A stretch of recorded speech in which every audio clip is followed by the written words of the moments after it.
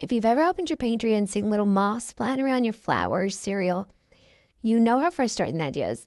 I was excited about these because I wanted something that actually targets that problem, but without all the chemicals. So the brand sent me these to review, and they're designed specifically for pantry moths. They use a pheromone lure built into the sticky trap, so they attract the male moth and help interrupt the breeding cycle, instead of just catching a random bug here or there. One thing I really like about these is that they don't have any harsh smells or insecticides. Since they're going in the pantry where I keep food, I didn't want anything with a strong chemical odor. These are just fold-up sticky traps that are ready to use in a few seconds. Another reason I like these is they come with 8 traps.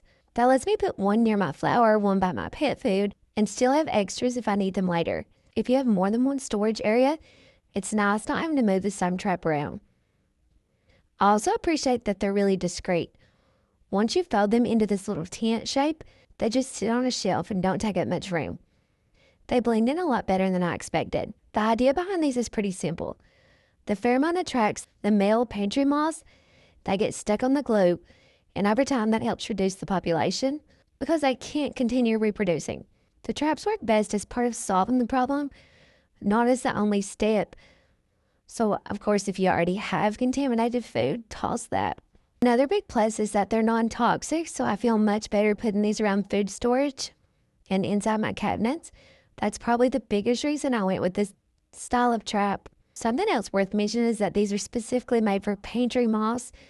So if you're dealing with clothing moths, that would be a different kind of problem. Setup could not be any easier. You just unfold the trap, place it where you've seen activity, and let it do the work. So there's no maintenance besides replacing it when it's full.